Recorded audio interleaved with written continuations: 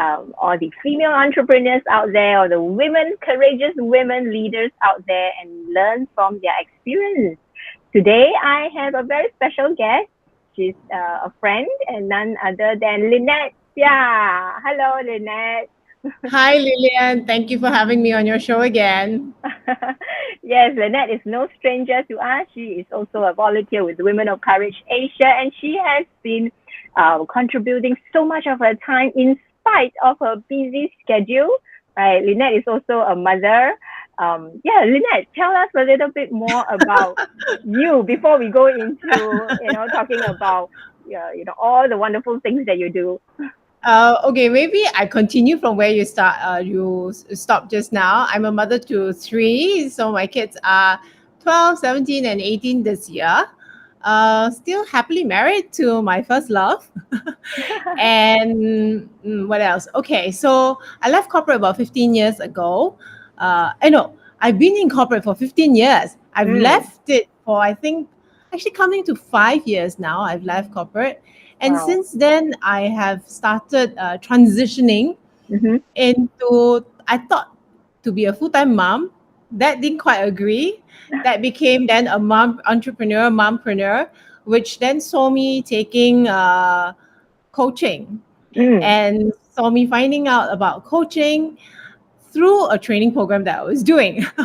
So, long story short, then, where I am right now and enjoying it is that I'm a life transition coach and strategist because I believe that matters of the heart are important and to hold that space for my clients, but at the same time, help empower them with that Mm. gift, that inner greatness that's within them. Mm. So, because I think women have got all sorts of roles that we're playing or multitasking every day, just like how you were sharing with me, back to back. Yeah. So I can totally feel you. Yeah, because I run my own household as well. And in addition, the roles that I choose now of being a mompreneur and a full-time mom at home, yeah, that time management discipline has got to be very tight. Has got to be in control. Yeah. Yeah, but I think the most beautiful thing is you're enjoying what you're doing, right? You're Mm, feeling fulfilled, you're empowering people's life, and at the same time enjoying the fruits of your labor. Yeah. yes. So, tell us a little bit more about, I know you mentioned that you transit from the corporate into Mm. the entrepreneurial journey. Um, what brought you specifically, led you into this specific field, the coaching business? Oh, I see. Um, so leaving corporate, then my idea was to be that ideal mom, you Mm-hmm. know, spend time with the kids, cook for the kids, clean, and etc. So the mom scenario that I grew up with, Mm, in Asia especially, where that's what we do, or that's how I grew up with. mm, But um, I realized I wasn't quite cut out for that 24/7. mm, Plus, when the kids went to school, I was bored, to be honest.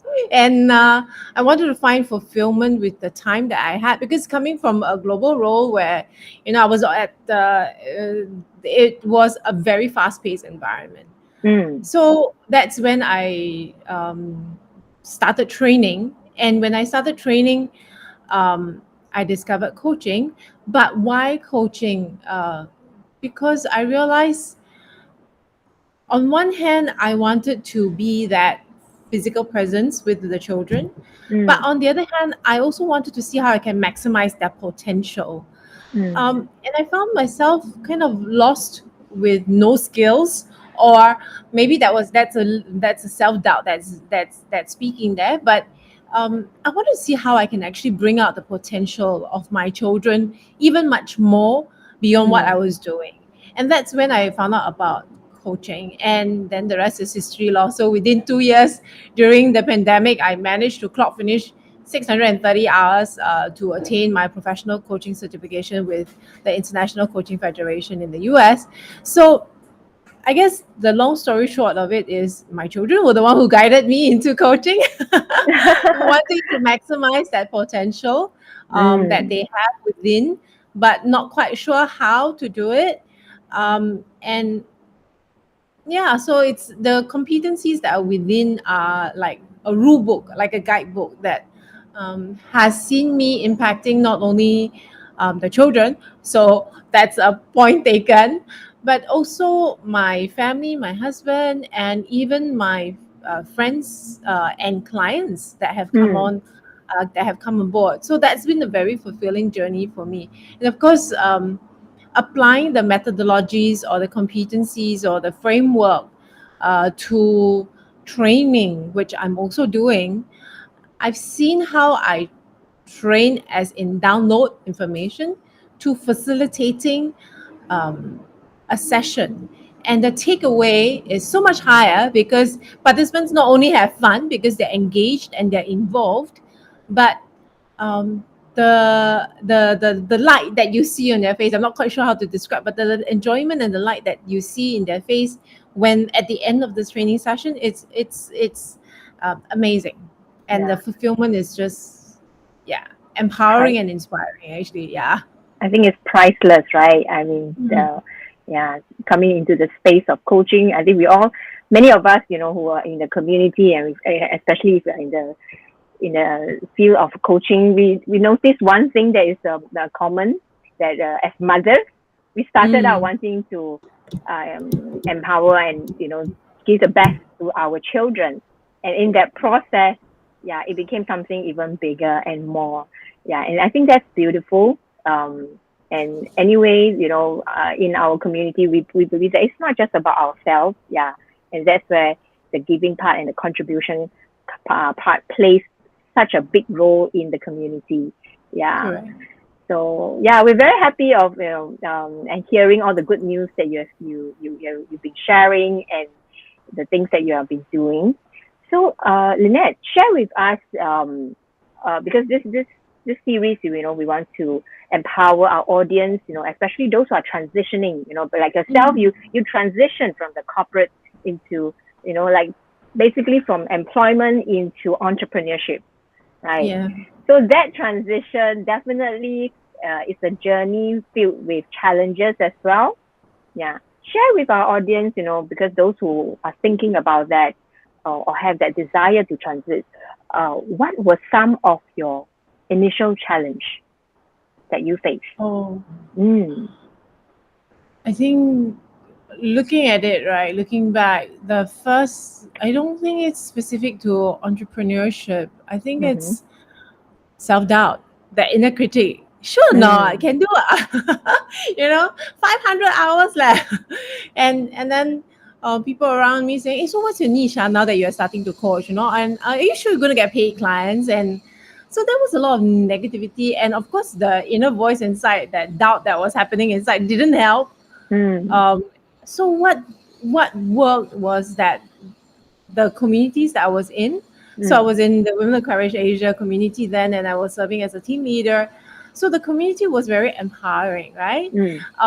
And in addition, the coaching community that I was with, participating regularly, making it Mm. a point to practice Yes. with my peer coaches, and also then just taking that little inch forward, that little step, because courage is not actually it's about stepping ahead even in the face of fear. Right. And all those are very true, because if I had chosen to listen to that self-doubt or that inner critic and say, are you sure this can make it?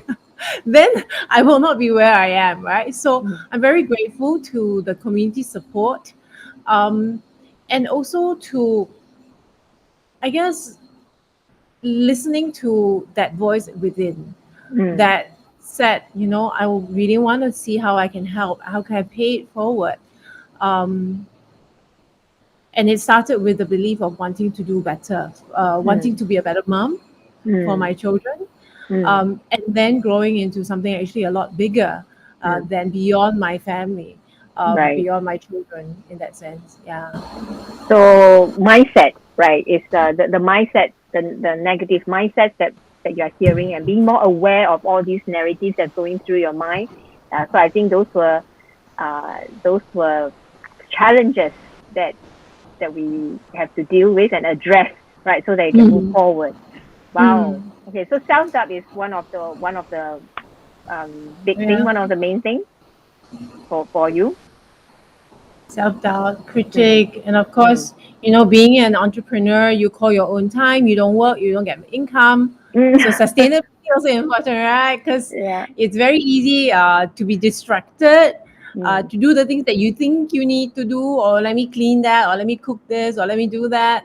Um, but being disciplined about that, and setting mm, time, intentional time aside, with the things that matter most.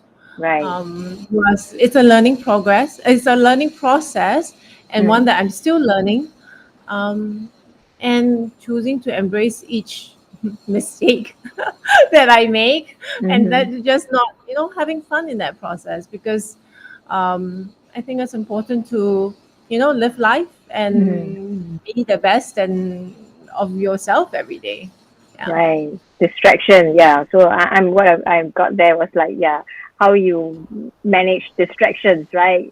When we're living in this world where it's so everything is so fast paced.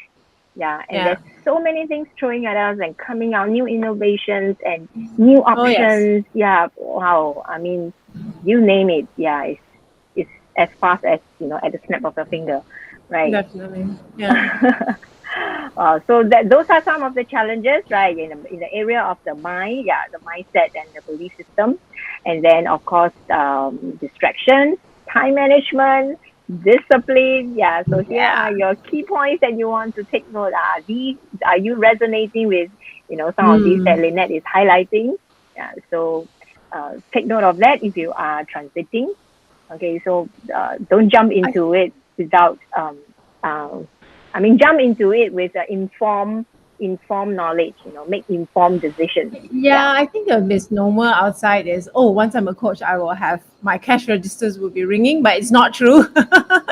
Once you're a coach, you still need to work on making sure the business Yes. works, Yeah. and that you are still able to have that steady income. And that's when Mm, I realized that, okay, coaching is my passion, but I really also do need to sustain myself and the family. So mm, it was a management, and that's when I realized that I was being approached to do training programs, mm, and that's when I started training for the Singapore United, the government programs, mm, on data science and AI, and that was a steep learning curve as well. But if I didn't keep that open mindset, and be open to receiving mm. the opportunities that came along, I don't think I would have survived until now. Yeah. Yeah. I love that attitude, of being open and to continue to learn, even though it's something like you said, the learning curve was very steep, but you went ahead with it anyway. Yeah, I think that is something beautiful and that we want to learn from you. Yeah. So I know like when not long after you step into this field, pandemic hits, right? So how does that affect you and what were the actions that you took, to stay in the game and then to achieve your goals? Lillian, it's funny that you ask me that. And the pandemic actually worked for me rather Mm, than against me. And I tell you a fantastic. few reasons why. Yeah, let's unpack that. Um, when I first started going into the coaching career, or the next phase of my life, um, the pandemic had not started, but 3-4 months later it was full blown.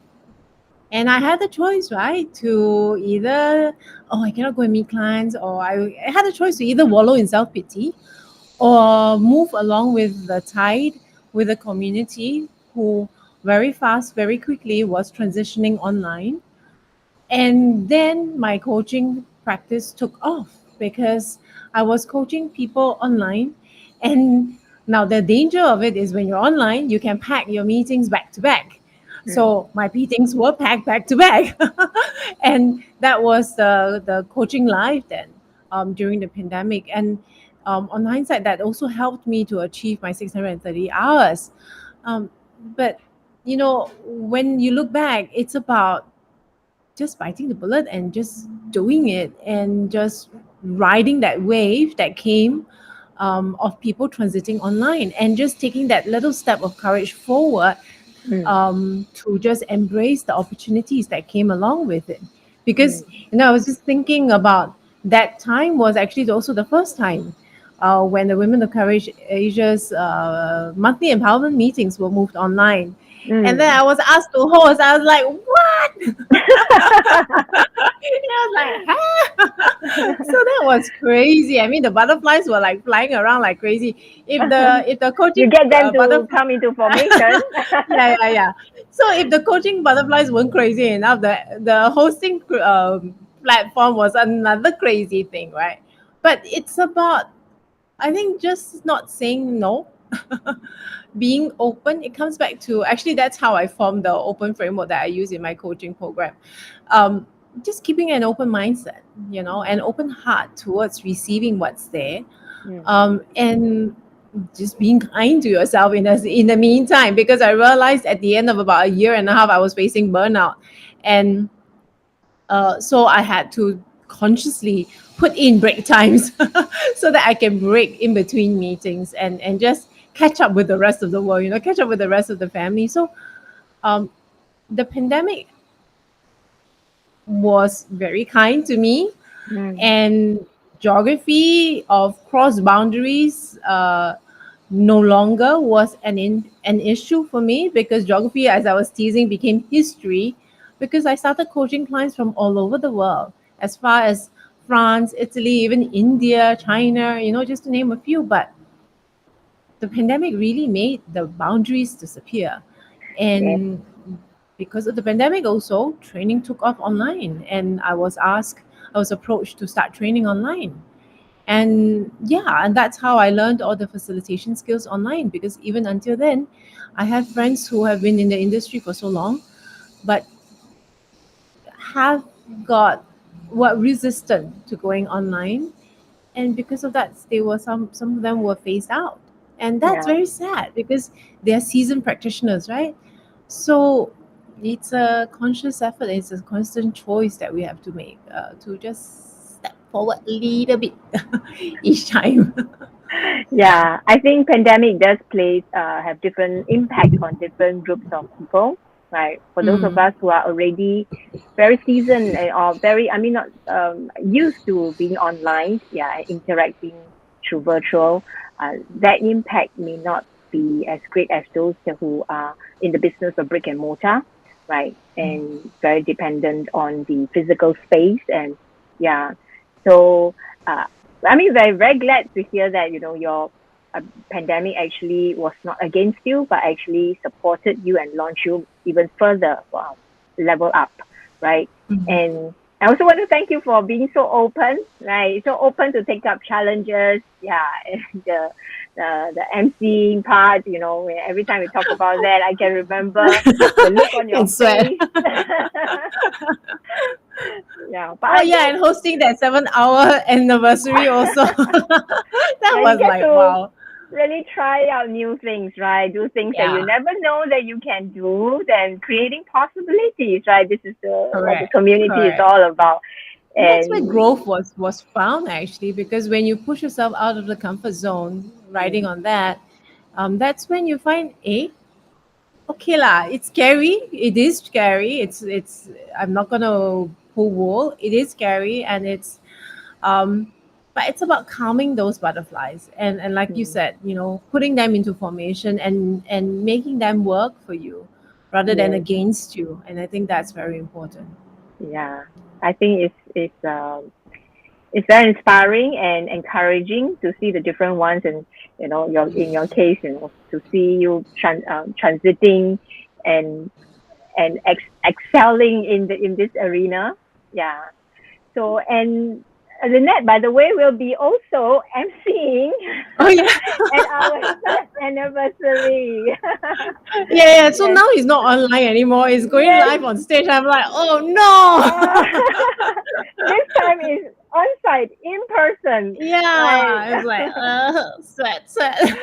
Well, you did it afraid, but before you will do it afraid again, and you will get those butterflies information. Yeah. Because Yeah. I think since that time, I've been engaged to do a lot of online public speaking platforms as well. So it's really, just taking that little step first, and then after that, finding a little bit of comfort, and then pushing yourself out of your comfort zone, because that's Yeah. that's when you grow. Yes. That's when I grew. Yeah. I think it's always breaking that barrier, stepping out and keep stepping out, keep showing up, keep stepping up. And yeah, that growth happens, right? And with, Mm. of course, with the community of support, that is really having women that, nudges you forward, encourages you, cheer you on. Yeah, I think that um, that's the beauty of Women of Courage Asia that we love so Yeah, much. yeah. Yeah. Right. Coming back to I think you have mentioned about some of the actions that you took, right? Like really Mm. taking one step at a time, moving Mm. forward, right? Mm. And how about like let's talk a little bit about core values. Do you have a set of core values, and what are they?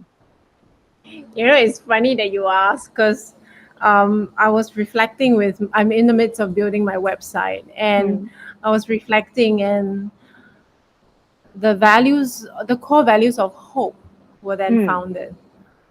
Um, Hope, H, stands for humanity, you mm, know, to be the core values of humanity, that is to me, that's mm, to be kind, compassionate, respectful, and humble in the way I carry my day-to-day mm, activities. And actually, these are the values that I share with my kids as well, through all the volunteering efforts that we do together.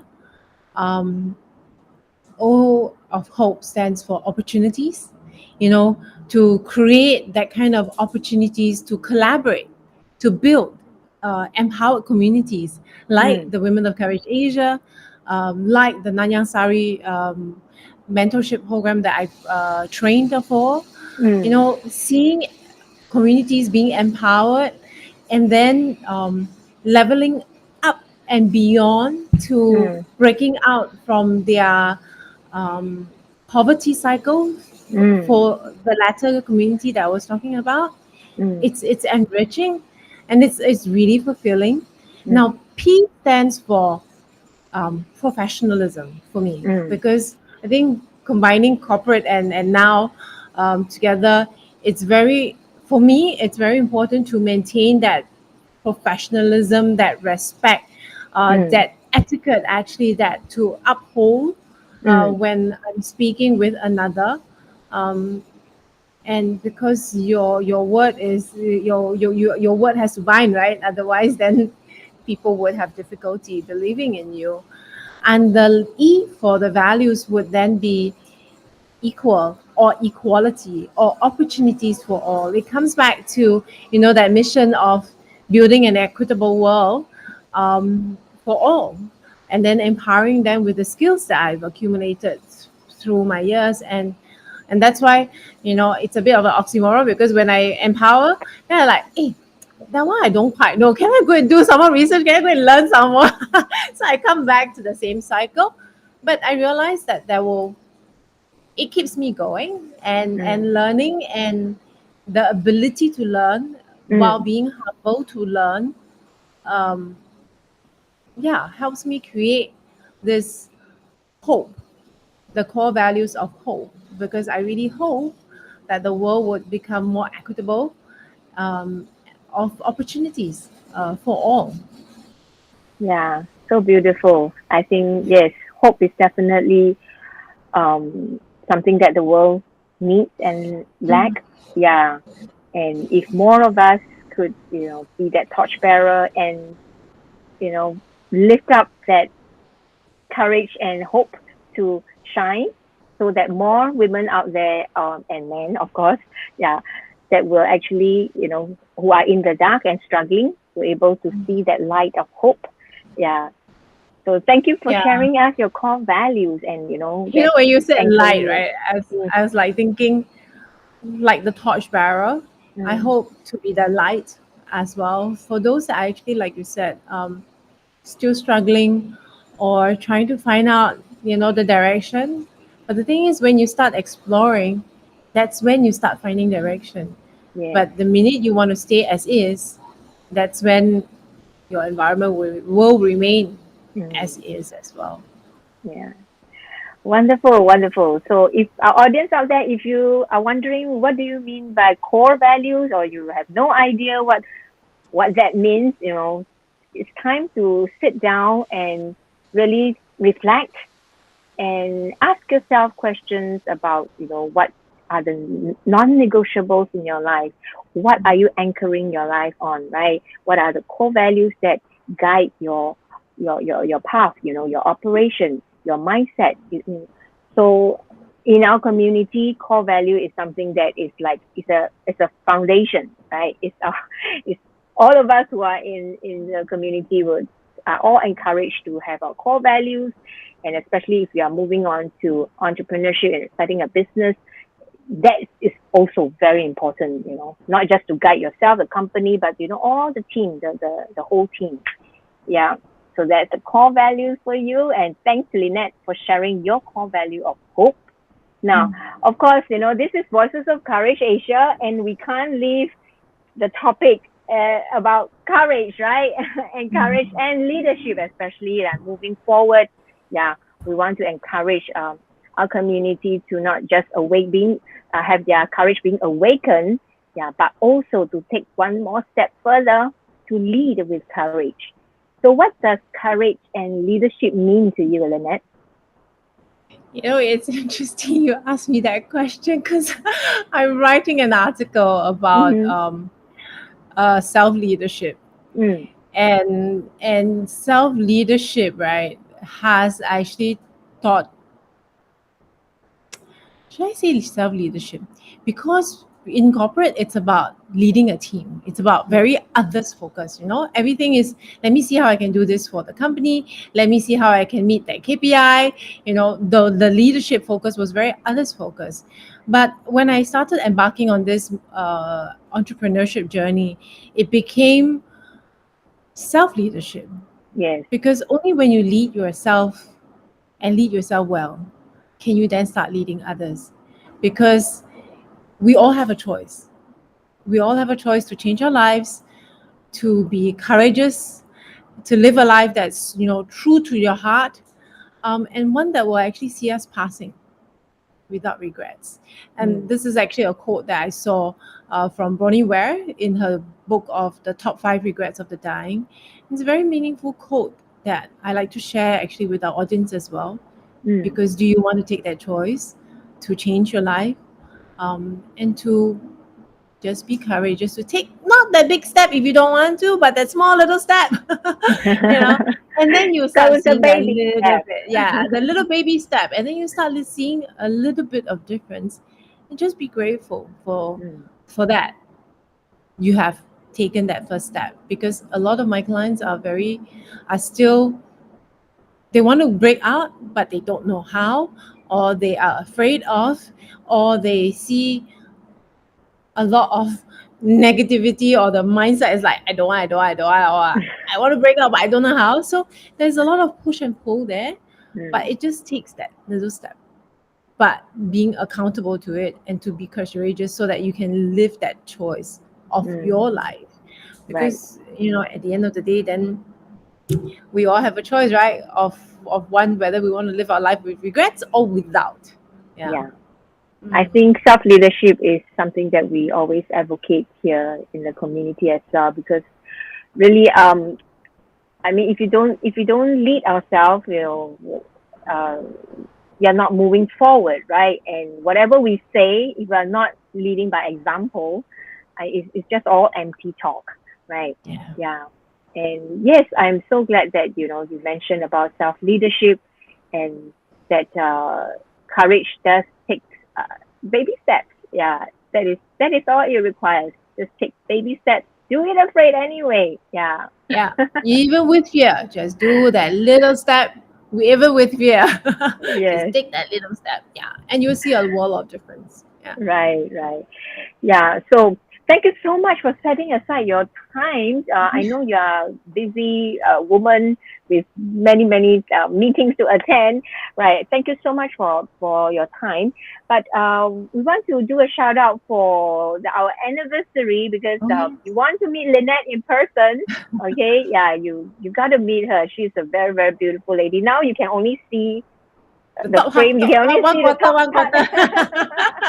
Yeah, wait till you see her entire self. Wow, I mean, you will be very impressed.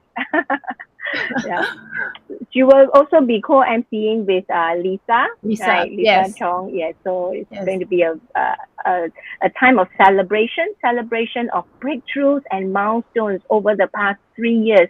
You know, you see all the women coming together from different walks of life. You know, and I saw how Lynette, you know, she's like transformed, you know, and level up, and how she exhibit and demonstrated what courage looks like. It's so inspiring. So we really want to come and encourage them, celebrate together with the community that has moved from fear to courage. Yeah, Actually, something Lilian, so this worth year's format is a celebrating. bit different, right? Because you have exhibitors coming in as well, yeah? Oh You yes, have exhibitions yes. and booths, yeah? Yeah, we have invited sponsors to come in. You know, they're taking up booth and they will be showcasing their brands and they're supporting our mission and cause. So do come and support them as well. And I mean, there's also Sujin. Yeah, I want to maybe especially highlight Anne and Sujin. Yeah, she's a single mom. Yeah, and she's taking the courage to set up her own business, right? A social enterprise, and to actually build the funding to raise the fund for her son, who is an artist with special needs. Yeah, Oh, he's wow. a very That's beautiful. talented artist. Yes, and he has actually painted the MBS, and actually together with David Beckham. Wow. Yeah, so that was another story of courage. Yeah, so yeah, she'll be there as well. Yeah, so come and meet them and support them. Yeah, so many women of courage. Yeah, I mean, what can you find in a community of women of courage, right? Actually, Lillian, when you said that, right, and when you Mm, talk about Anne and how her son is actually painting, and even with Mr. David Beckham in MBS, women are the greatest leaders at home, but it's to own it and to run with it. yes. Because women are moms at home. I mean, on the assumption that you have kids. Um, and if you don't take that baton on, then it's just gonna flatter everywhere. And then it's a choice that you have to make. Yeah. Yeah, And so it's especially now beautiful that to hear that. for those women who are already a mom, you may not be a mother biologically, but you may also be a mother figure to someone out there. Yes, Yeah. yes. So take, like you said, owning it, stepping it, embracing that role as a mother, not just bring value to others, but actually we Mm. ourselves in that process of Mm. taking that ownership of being a motherhood, right? Uh, we ourselves benefited from that growth. Right? Remember I mean, there's so many nuggets of takeaways that we learn just being a mother. Yeah, and it's because our kids will actually look at us. So Hmm. it's about setting that right example. Yeah. So again, I want to thank you for setting your time to share with us so much of your nuggets, your experience, and your wealth of takeaways. And we look forward to see everyone on the Yes. 5th of March. 5th of March, Yes, don't Saturday, 2 to forget. Yeah, 5. two Yes, to yes, yes. five. So register. The link is below. Yes. Yeah. And if you want to connect with Lynette, yeah, her link is also in the description. Yeah. Connect with her, meet up with her, come meet up with her in person at the anniversary, right? Yeah. Or you can Okay. check out my website as well, which is lynettesia.com. It's straightforward Yes. as that. Yeah.